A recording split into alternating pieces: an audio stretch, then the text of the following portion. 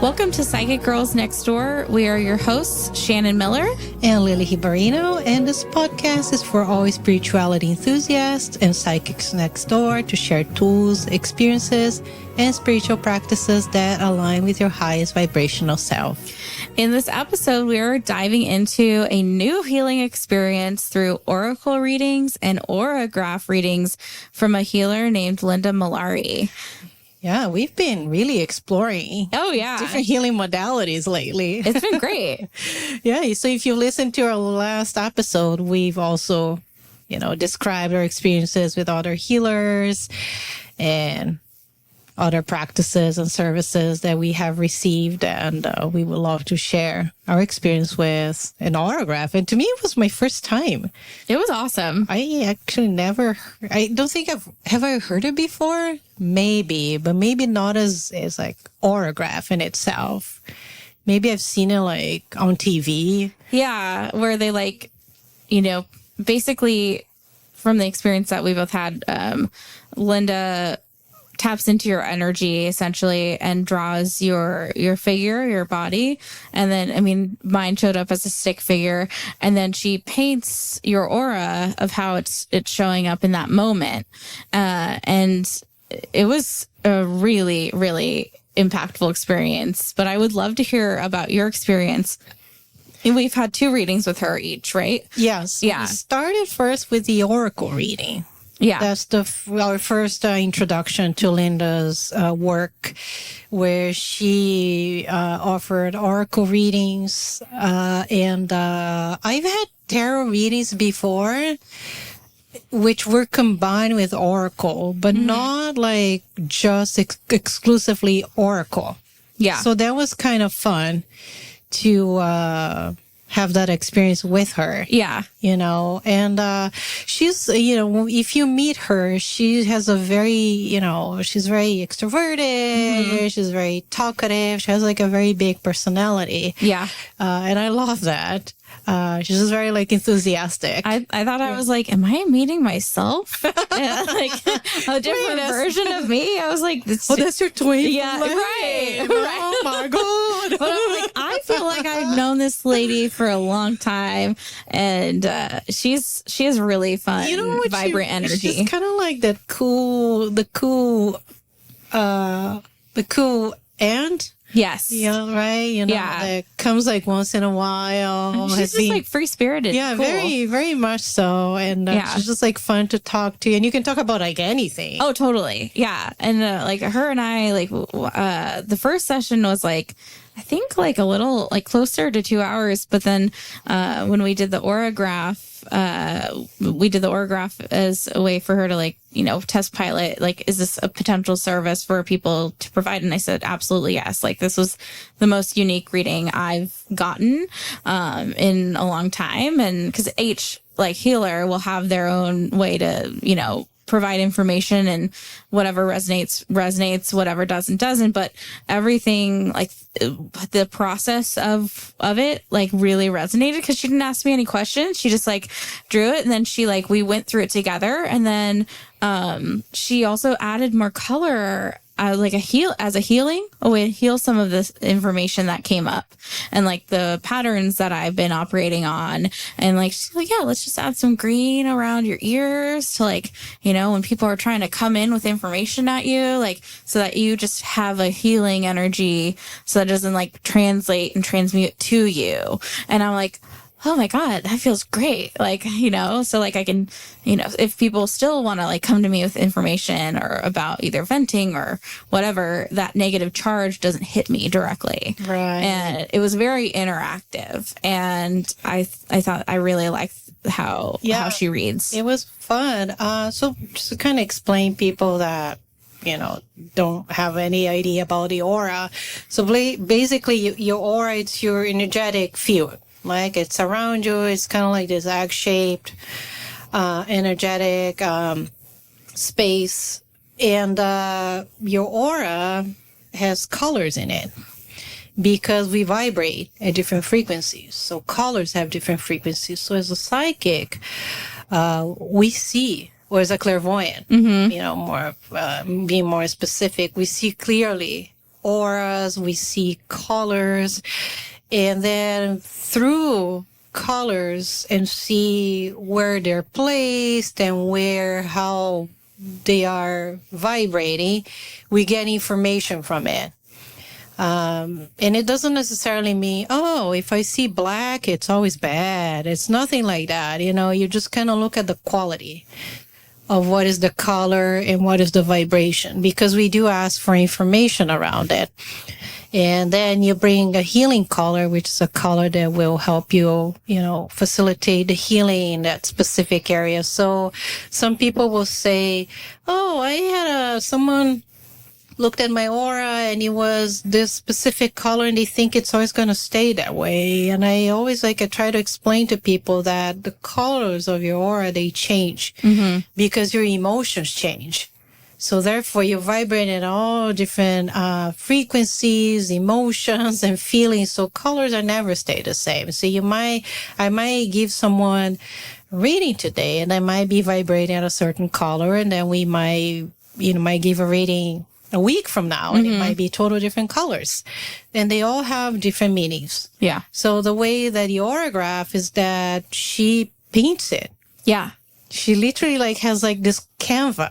Yeah. And again, this whole thing, we did it online. Yes. It was over Zoom. Yeah. It was great. It's convenient for everyone involved. You don't travel anywhere. So she's painting, and then she's kind of looking at your energy, and she has her eyes open. Yeah. In this process, as she's kind of looking at your energy. And then she's kind of painting using her brush. I just saw the brushes going up and down, Yeah. On her hand.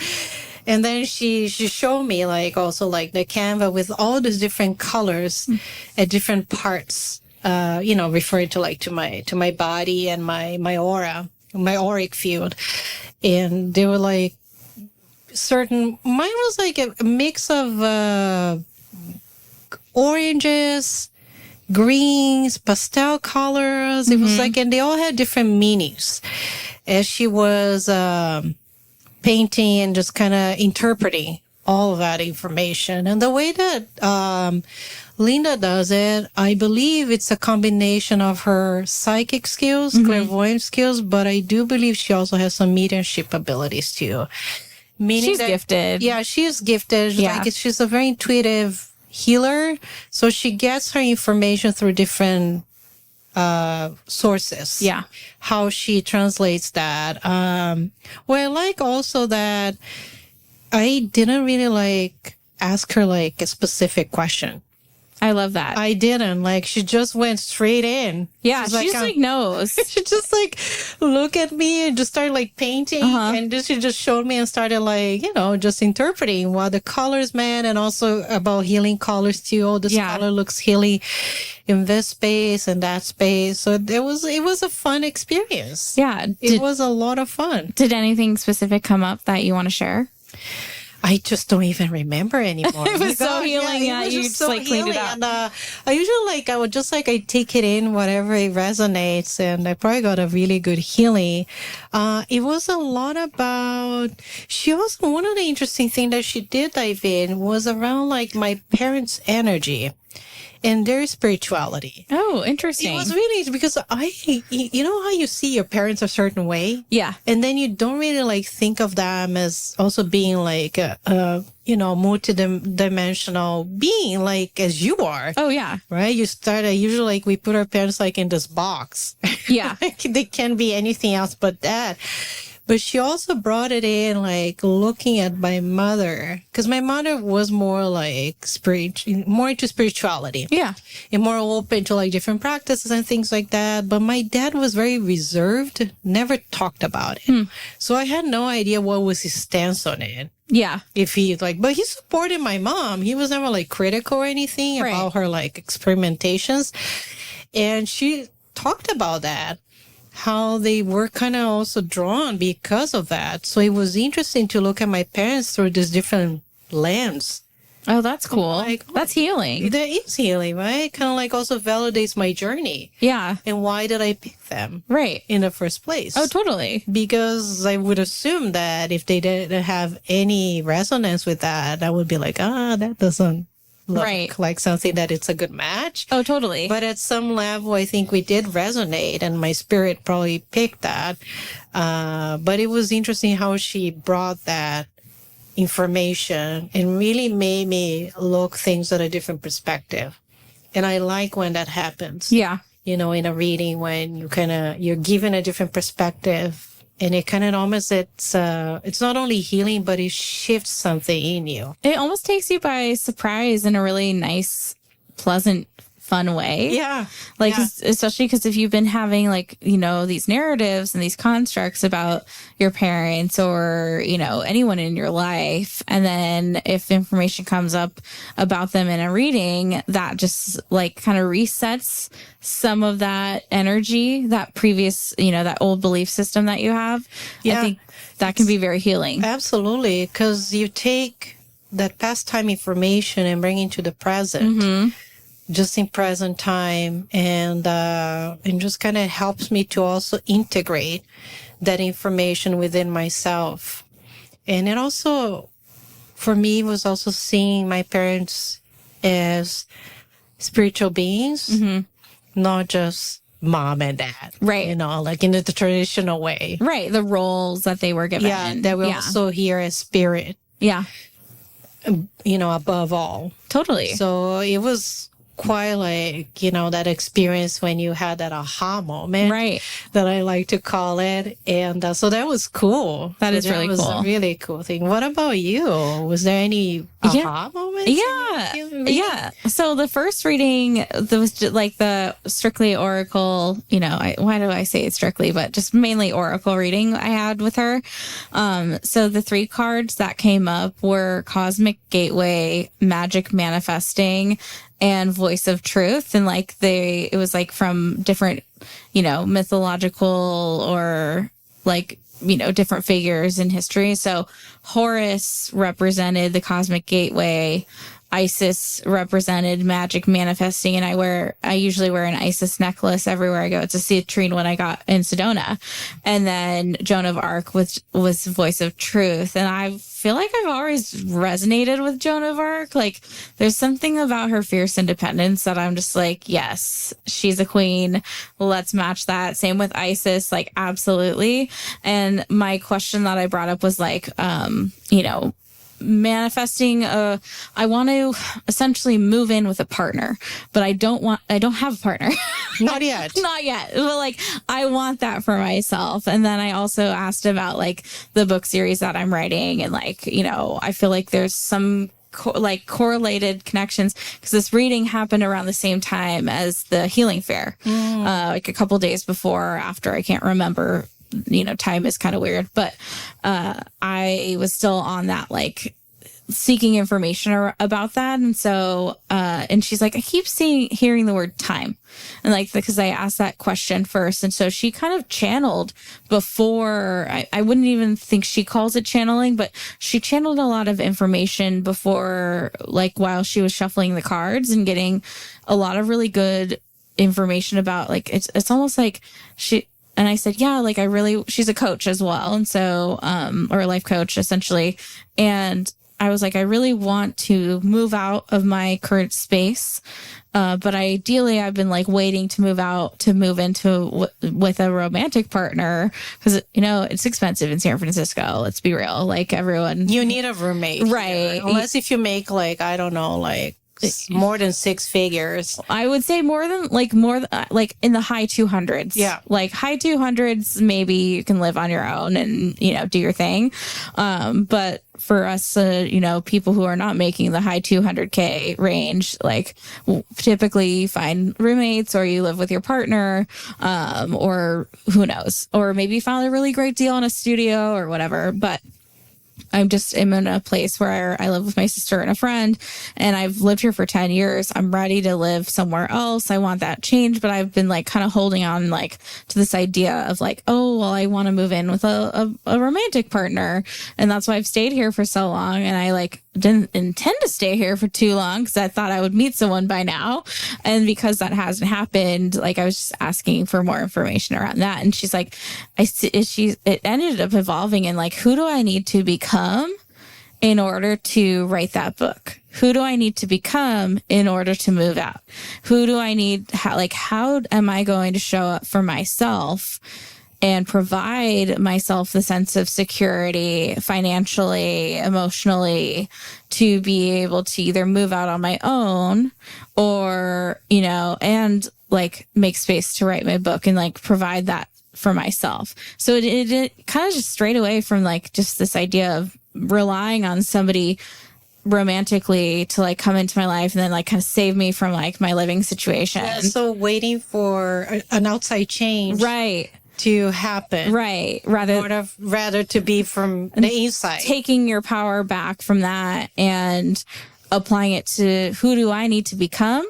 And like time will only tell based on that inner work that I do to get there. I was like, I loved it. I was mind blown. Yeah, it's kind of like calling you out. Yes. In a nice way. No, yeah. Absolutely. I needed that, like, kick in the butt to be like, oh, I got to move this way and like move differently.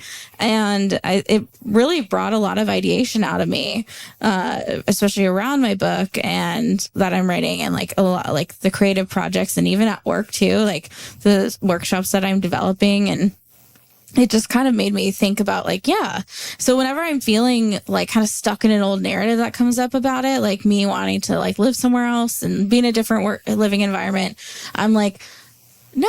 Like I'm not where I need to be yet. I'm not who I need to be yet. I am working on it every day, little by little, but I'm not mentally or like, spiritually there yet. And that's okay. Like there's still time to do that. It's happening little by little. And like, that's validating enough that it's already happening. Yes, absolutely. Yeah. Even if sometimes it feels like it's not happening, but it's happening. Right, so right. You trust the process that it's processing. Exactly. Kind of that mindset. Exactly. And the Auragraph, that was really cool. 2 airplanes popped up because we looked at the picture from all different ways. She does kind of like turn the canvas around to get different interpretations.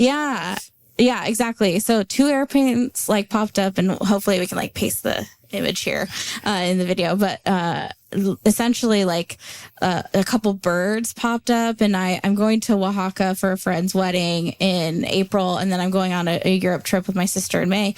And literally, like the fact that like 2 airplanes popped up, and she said, "Your masculine energy is like almost like scared of feeling and receiving. So it's like, how can I fix this? How can I do this? Like kind of that like typical analytical. Rather than just like sitting back and receiving experiences in life and trusting that, you can handle those experiences. She's like, I see like you coming at life with like a sword. Like, oh my gosh, it's kind of said a similar thing. Really? To my energy too. Yeah. Oh, interesting. What the sword? Yeah. Just like vigilance. I mean, we got the reading on the same day. Yeah, we did. And typically when you do multiple readings and like oracle readings or tarot card readings in the same like, set of friend groups, like when I do tarot for friends just for fun, like people will get the same card. Yeah, well, there's a similar energy that's kind of like predominant on that day. Yeah. So it's kind of interesting that you mentioned that, and it just kind of popped in my mind. Oh, yeah. And I remember her saying that. Tuesdays are ruled by Mars, which is the god of war. So that really also resonates on an astrological level too. But how it like, it just kind of really brought clarity on and just different information from a new healing modality. Yeah, it's pretty fascinating. I just love getting information from all different sources because they all come with a very unique flavor. That's kind of how I describe it. Yeah, well, she did mention something about receiving in my Auragraph. Just being open to receiving more. And I also kind of have this like sword, like, no. Oh, that's interesting. Like, not this, not that, not that. Kind of that same sort of like protective energy, I'd say. Yeah. And I started laughing. I'm like, yeah, sometimes I can be like that too. Right. A little bit more resistant to outside things coming. But from my oracle reading, just going back, which was also like a few weeks ago, she pulled out like 3 cards, but the one that's that stood out to me was this card where there's like this butterfly in a cage. Oh, interesting. Yeah, it was a really beautiful card. And we kind of like explored that energy because I think that was a predominant energy in the oracle reading. And it was all about me kind of taking, and that's kind of where I am now with my career, where I want to take the next step or possibly like redefine myself. Absolutely. Where I want to go, what I want to offer, what type of services do I want to offer. And it's kind of, I feel that way. Yeah. It's like you feel kind of trapped in a way, but you're not really trapped. Right. You know, because at any moment you can open that cage and just allow for the butterfly to fly, to soar. Yeah. So we kind of explore more of that, and we explore, you know, I have some other issues going on also in the background. So that kind of all tied together. But one of the things that she's mentioned, I can't remember if it was my oracle card or Auragraph. Now that's kind of all becoming like a blur. Yeah. Oh, totally. Where the information came from, but she did mention about also my mediumship abilities. And I know that I do have mediumship abilities, but this is not like my forte. Right. It's not something that I really like rely on. Until now. Until now. And if you've listened to the podcast, I have shared my journey to transmediumship training. It's something that I've been always very curious about it and wanted to explore more. But it came again. And I think I might have had like a psychic reading, like, I don't know, like a while ago to where someone also mentioned my transmediumship abilities. And I'm like, yeah, sure, whatever. I didn't like think too much about it. But then she also like mentioned this, in the reading about my transmediumship and how it really wants to come through. And it's interesting enough that in the last, I want to say like 6-7 months, I've been feeling this like really strongly in my seventh chakra. In my seventh, you know, if you're not familiar with the chakras, the seventh chakra, it's on the top of your head. It's like in your crown. It's your crown chakra. And it's all about downloads from the universe, divine information, cosmic energy, and your knowingness, that wisdom. And I feel it. I feel it. Like I cannot even put into words how to describe it. But I feel it. I get like a physical sensation too. I almost get like lightheaded and some sort of like a dizziness. And I never experienced this before, you know. I always consider myself pretty healthy. So when those things happen, you're like, oh gosh, oh my gosh. Right. What's happening? Am I having a stroke? What is happening? That's like a terrible fear. And then you like start thinking of all these horrible things that might be happening. But I'm like, you know, when I meditate on it, I'm like, there's something about this. Like, what is this energy that just wants to come through? And when she started talking about this mediumship stuff, and I'm like, oh, that makes a lot of sense because that's a lot of the downloads that wants to come through. But there is some sort of like a resistance where I feel like I am not ready yet, to either share that or to develop that. And practice with people.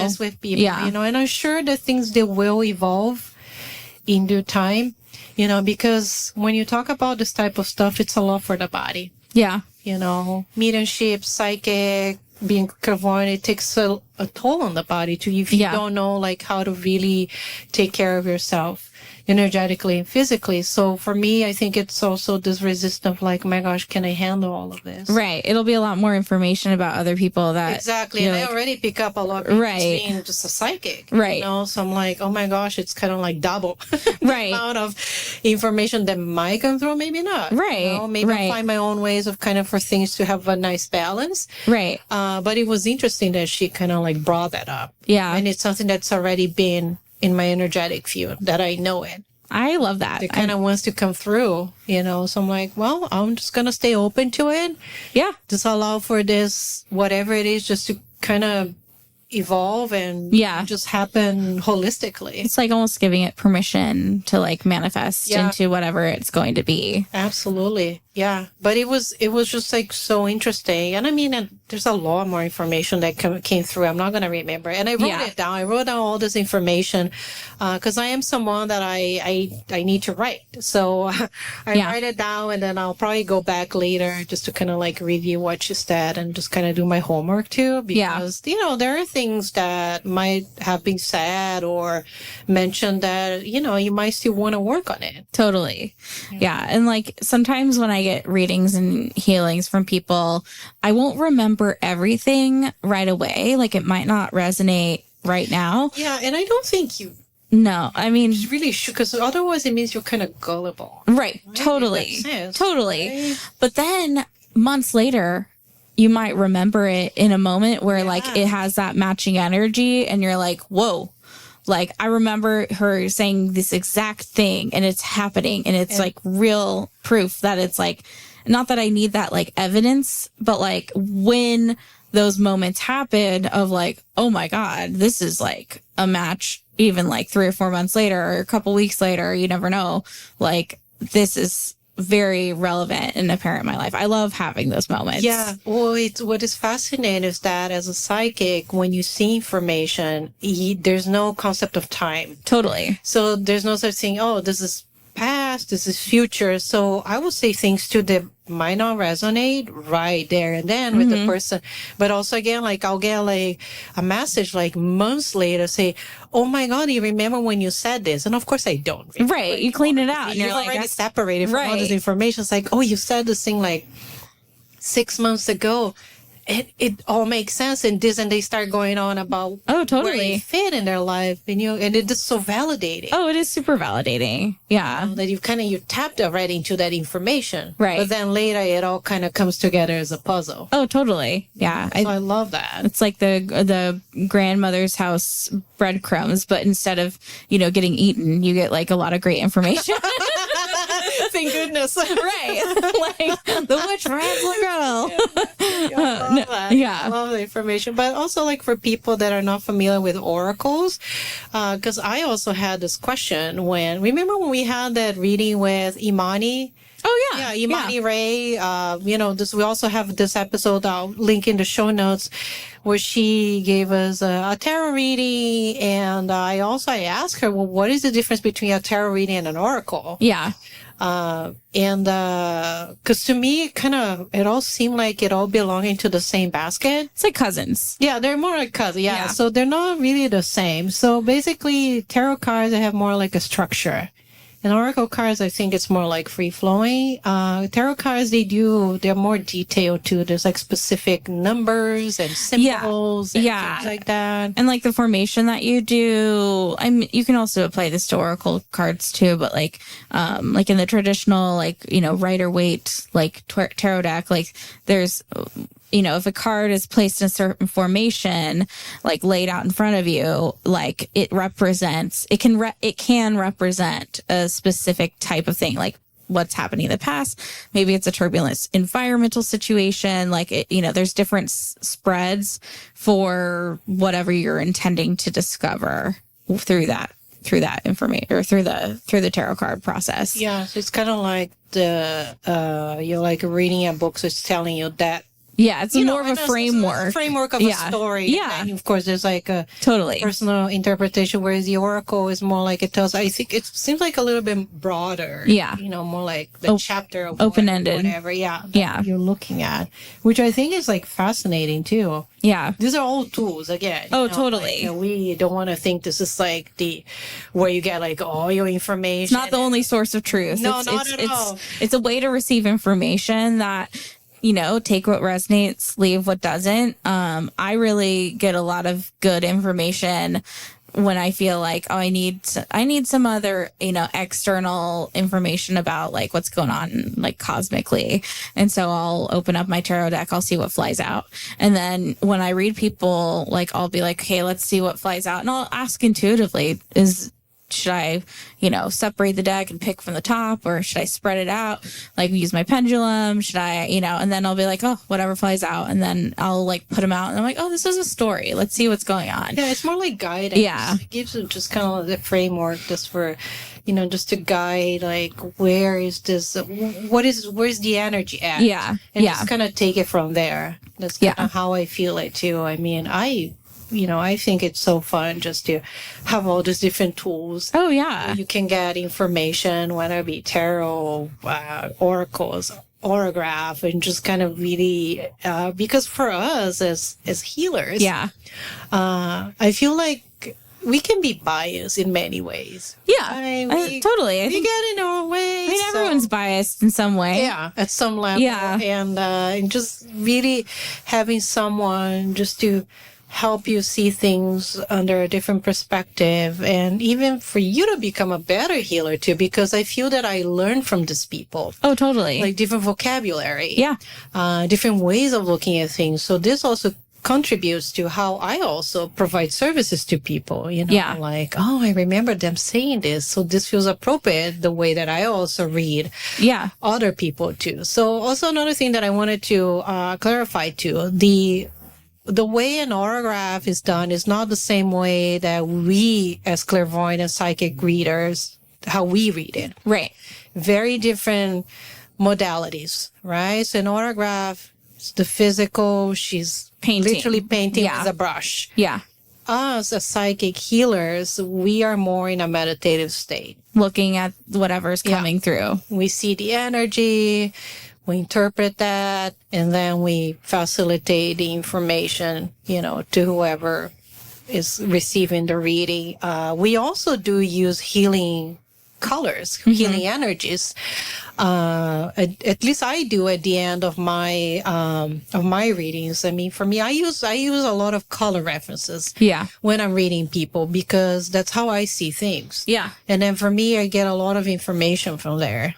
Like for me, one of the things that I've noticed, like when I see a lot of pink around certain areas, like around the hands, around the seventh, to me, it's like a big indication that the person is a healer, or there's a potential to become a healer. And that's been like spot on. Like, Yeah. every time I see that, and then I was like, are you a healer? Yeah. Like, oh my gosh, how do you know? Like, well, Yeah. you're telling me.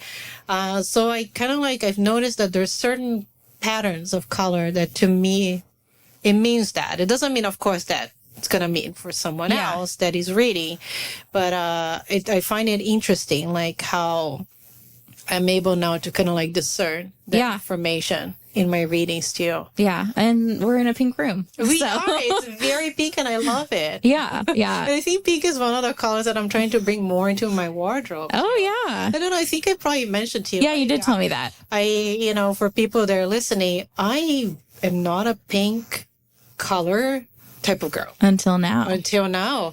I mean, I'm wearing actually pink socks. Oh, yes, As you we are are. recording this Yeah. episode, so I've made big progress. That's a first step. Yeah. Socks are first step. Exactly. It's funny because growing up, I was very much like a tomboy. I never like resonated with like, how girls like, oh, pink stuff and tutus and I never liked any of that. I Yeah. was always the opposite. And my favorite color is blue. And, Yeah. that's what I like. Totally. And then lately, it's been coming more and more often of people saying, oh, I see pink coming into your energetic space. I'm like, pink? Of all Okay. colors. Of all colors. You're telling me Yeah. pink. And I don't have anything like that I wear, like as far as like clothes. Yeah. Like, pink. I Yeah. just don't. You walk into my closet. You're Yeah. not going to see any pink. I mean, you're kind of like, I would say like your season palette could be autumn. Like Yeah. you really resonate with like the autumn colors, Yeah, like even gold jewelry, like pinks and greens and that type of color palette. Yeah, More of my jam. like a, mustard. You would look good in mustard yellow or orange, like a darker orange color. I mean, it doesn't mean you can't wear like spring colors too. Like pink is kind of like it could be spring or summer. Yeah. So, and you could apply it to winter or fall too. But I'm really into like color palette seasoning. Like we've been talking to my coworkers about it. I'm like, oh, you're fall, you're an autumn. Well, I think it's so cool because I've been seeing like there's this videos on TikTok. Yes. Where people go to this, I don't know if there's place like in Asia where you yes. like color match. I think in South Korea. Yeah, South Korea, it's like really popular. Yeah. Where they go to a specialist and they place like, so you're sitting down and they place like the colors kind of like on your chest. Yeah. Kind of like see what really like matches your complexion, what goes, based on your hair color. And I find it like fascinating. Yeah. I'm like, wow, it really like, it makes a difference. Oh, totally. Totally. Because you look great in the color you're wearing now. Oh, thank you. And that actually kind of is more of like a light summer, but it still falls within like kind of like the earth tone, like autumn, could be like that, summer, autumn palette. But when you incorporate more I like to dress in a lot of different colors. Like I think I'm a summer. I could be wrong. But when I wear brighter colors, like I have 3 different shaded pink satin dresses like that I can think of. But I like that you're now being more intentional about calling in pink. Yeah, calling in pink and, because again, like colors, they have this vibrational frequency. I think there's also something to do with bringing more love into myself, matching those colors, So I think it's fun for people to also explore that, like colors, wearing, different colors depending what your mood is at that day or where your energy is at. I even like someone gave me a pink blanket too. Oh my God. For my birthday. Wait, that's awesome. Yes, I thought it was kind of really interesting because that's not something that people would, if you know me, it's not something that you give me, like knowing me, so I thought it was kind of like really interesting. And I was like, you know what? I'll take it. Oh, totally. I'll take it. I'm not going to like say no or be like resistant to it. I'm just going to be open to bringing even different colors can even make like a huge difference. Oh, yeah. Being open to like trying different things. It's like tapping into a different frequency. Like when you think of a color, you might think of an emotion or experience or feeling or a person, place, thing. And then if you want to resonate with that color, like we have pink in our logo and we also have blue. And, like certainty blue and like the pink and the passion and like the yellow. I view like that yellow color as like kind of enlightenment, like tapping into like the mental stimulating energy. So I love like color psychology and color theory. I think it can really be compatible with whatever your mood you're in. You can get a lot of information off of like the colors that people wear. Yeah, absolutely. And energetically. Yeah, totally. You get a lot of information by just looking at their colors in their aura, where their colors are sitting at. No wonder why you look at someone that's like, there's a lot of grays and blacks. Right. So, that's an opportunity for healing. Yeah. There's something that maybe, a vibration might be a little lower. So, it's a great way just to get information. So I would say definitely like explore colors. Yeah. In your own life and try new colors too. Oh, totally. It's always fun. Yeah. And then I know that Linda's working on her website and hopefully she'll be able to come on an episode of ours. So too, but we will, put all her information that we have that is available in the show notes so you can contact her if you're interested in getting an Auragraph or an Oracle reading. But again, we highly recommend. Yeah, she's great. She's really fun to talk to. And I mean, our conversation just last past week turned into like a 3-hour, I did the Auragraph and then she was like sharing all these resources and cause I, talking about like different realms and dimensions about my book. And then it turned into like, well, if you want to talk about portals, here we go. And like, I love those moments where you just connect and vibe with someone and get resources and, information. But if you've enjoyed this episode, please share it with your friends. Like, we would love to interact more with our community. The whole point of this podcast is to create community with, people who are into spirituality, into well-being and wellness. And, if you are a wellnesspreneur or spiritualpreneur, please reach out to us. We would love to, talk to you about potentially coming on and sharing your story. Yeah, please do. We are also on social media, TikTok, Instagram, YouTube. Hit us up, DM us, and we look forward to our next episode. Thank you so much from the Psychic Girls Next Door.